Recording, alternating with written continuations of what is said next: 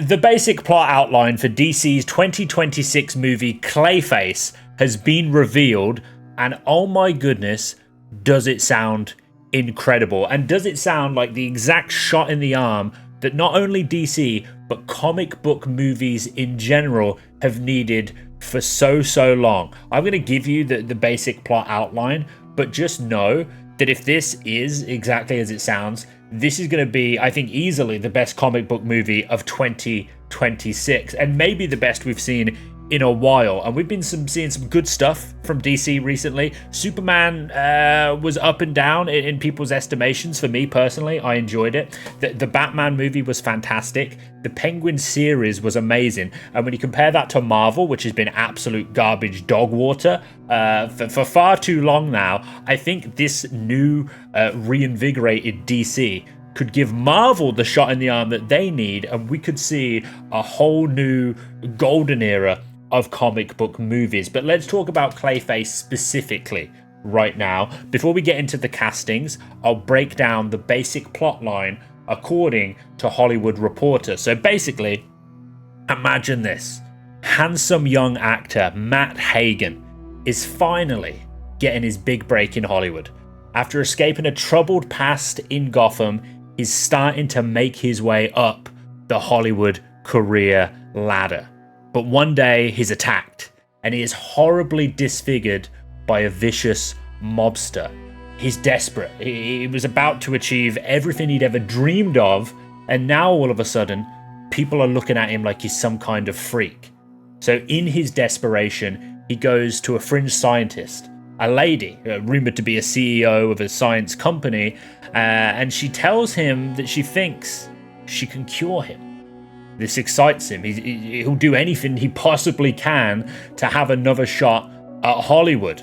And so she begins to experiment on him, and things start to look good. The results are positive.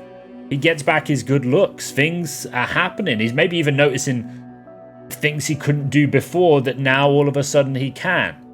And that's when disaster strikes. He's transformed into a hideous, disgusting, shape-shifting monster that people recoil in fear just at the sight of. Clayface. And that, ladies and gentlemen, is the basic outline for the 2026 movie Clayface that we're going to be getting. And we've got more information about this because this is going to be a straight-up horror movie, which frankly, if done well, could revolutionize the comic book. I don't think we've seen, like, can you think of an example where we've seen a really, really good horror comic book movie? I think the closest maybe we got to that, and I really don't think you can class this as horror, is Marvel's Werewolf by Night, the one shot they did for Disney Plus.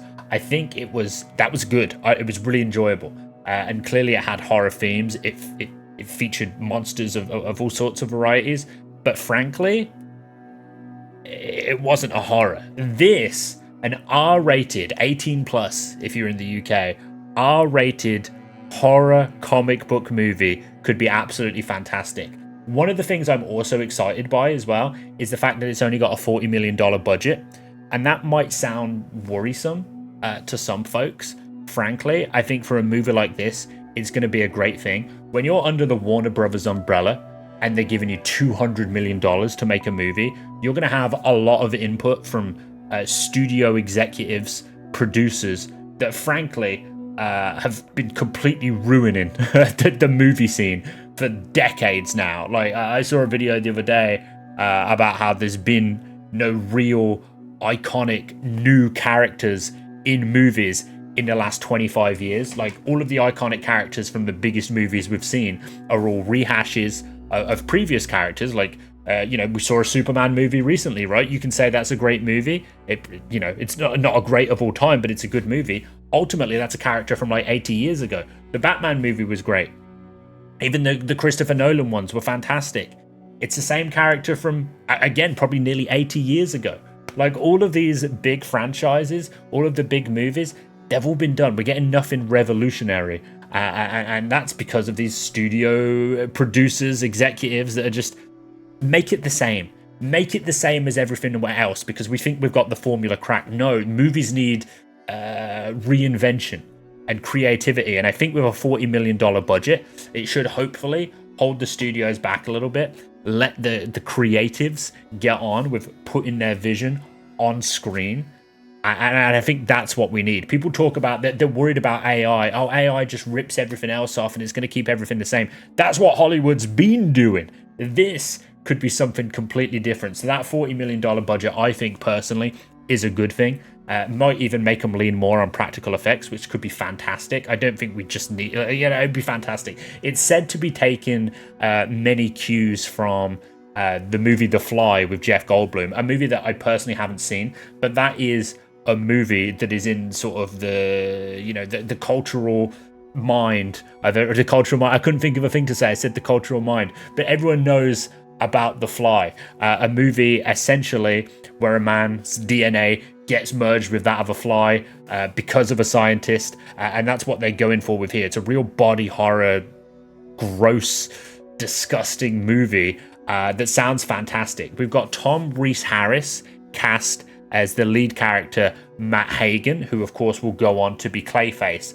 And then we've also got, I don't know if this is just heavily rumored at this point or it's official, but Naomi Aki will be playing the female lead, most likely the scientist in this instance, who is rumored to fall in love with Clayface, but then she's got a partner that's maybe a private detective, as wants his revenge. The mobster obviously involved.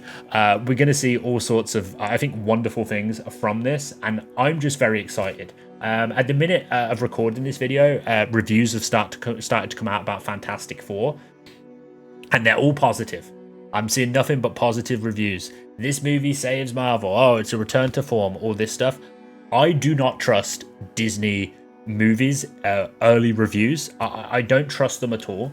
Time and time again, we see basically influencers and the less scrupulous critics be frankly just selling out, just absolutely choking down the glorious slop from Disney because they want to be rewarded with tickets for more premieres. In some cases, been flying out to Disneyland to see Star Wars experiences like we did with The Acolyte, and then all of those people talking about how wonderful Star Wars The Acolyte was, when in fact it was a steaming pile of hot garbage.